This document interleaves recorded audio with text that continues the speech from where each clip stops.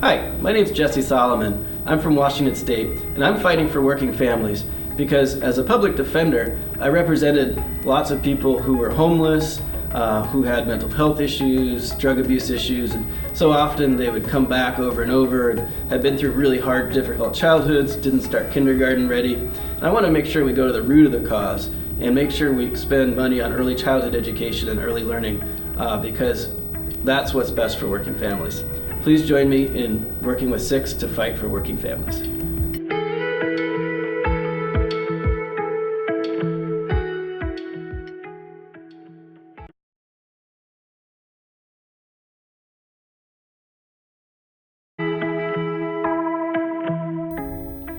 Hi, my name is Teresa. I'm from Nevada. I'm an assemblywoman, and I'm fighting for working families. I'm fighting for working families because I felt like my family did the most work fighting for me.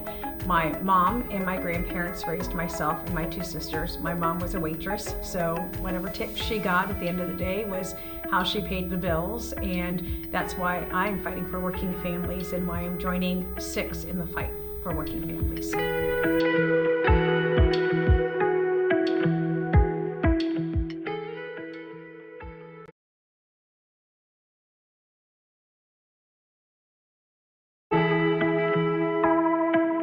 Hello, my name is Isela Blanc. I'm a state representative from Arizona.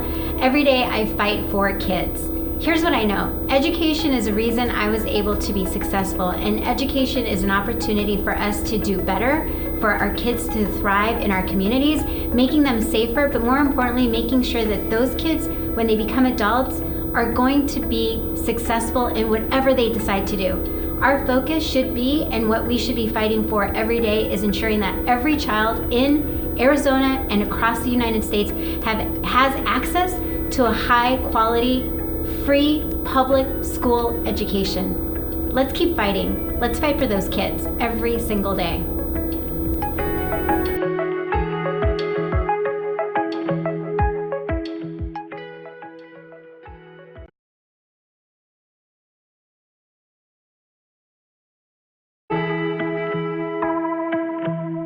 Hi, I'm Dominique Jackson, State Representative in Aurora's House District 42. I am fighting for housing because I believe that having a safe and affordable place to live is the cornerstone to becoming self-sufficient. And guess what? I really know this because I was a homeless teenager. My name is Dominique Jackson. I am fighting for families with SiX.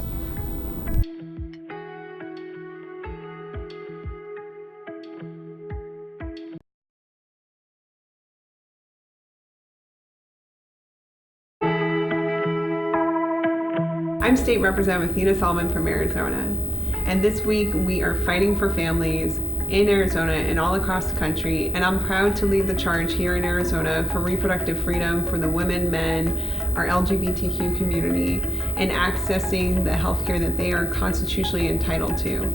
I recall multiple stories last year where individual patients were denied their medication that their doctors had approved by pharmacists because the pharmacists received license to discriminate from lawmakers who abuse the privilege of this office to restrict the freedoms of their constituents.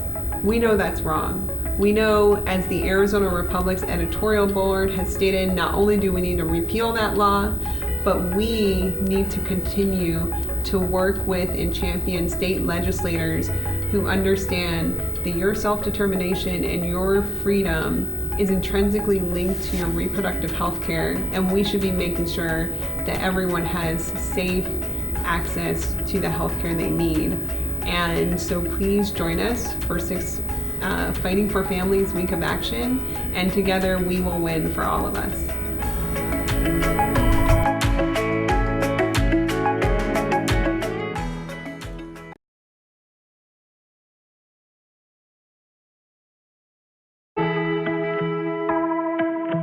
Hi, my name is Mona Das. I'm the state senator from Washington State. I am fighting for housing affordability and economic security because it is important to working families in our state. Thank you so much, SiX, for partnering with us on this.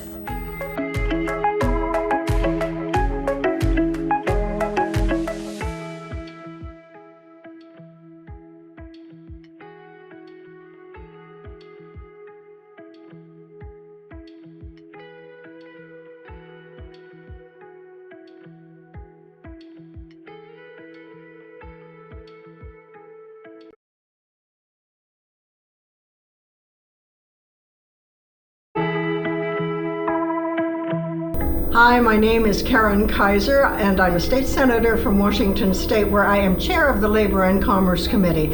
And I'm fighting for working families because I am in a working family, and I've been fighting for 20 years in the state Senate to win paid sick leave, paid family and medical leave, and we've got those accomplished. But now we need to fight for affordable child care for working families. So join me in fighting for families with SiX.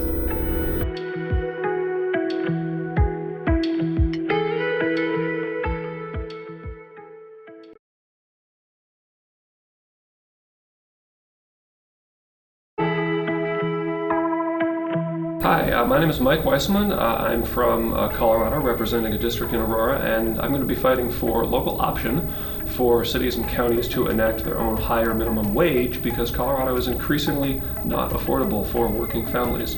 The community that I live in and that I represent, Aurora, was long an affordable place to be in Colorado in the metro area, but in 6 years the cost of housing has doubled for many folks and wages are simply not keeping up.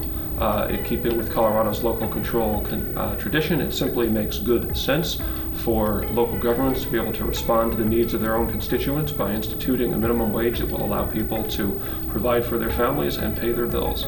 So I'm hoping that we can pass this policy in Colorado this year, and that's why I'm fighting for families with SiX.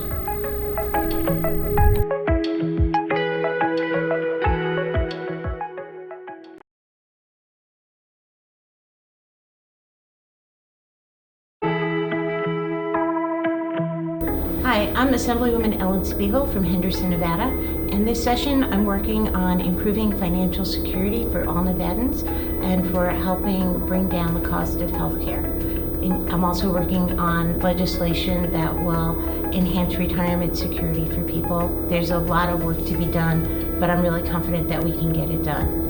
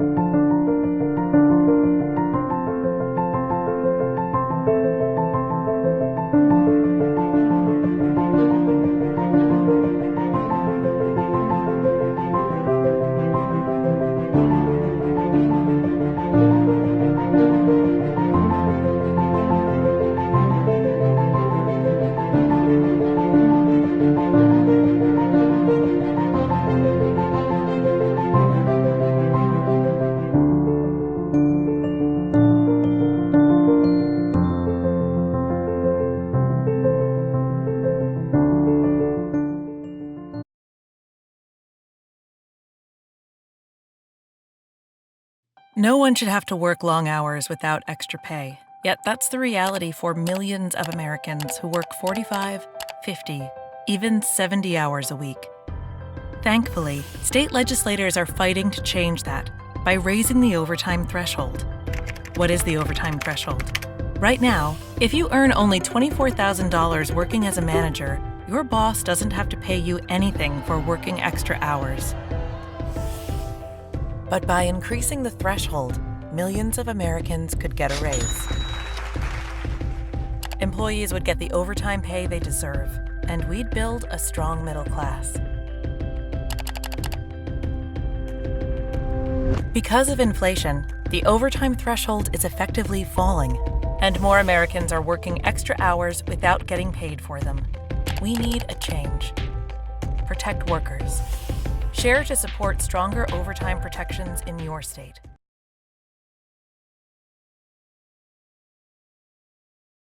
A fair and accurate census helps provide funding for schools, funding for roads, funding for hospitals, fair political representation. How do we make sure that everyone is counted?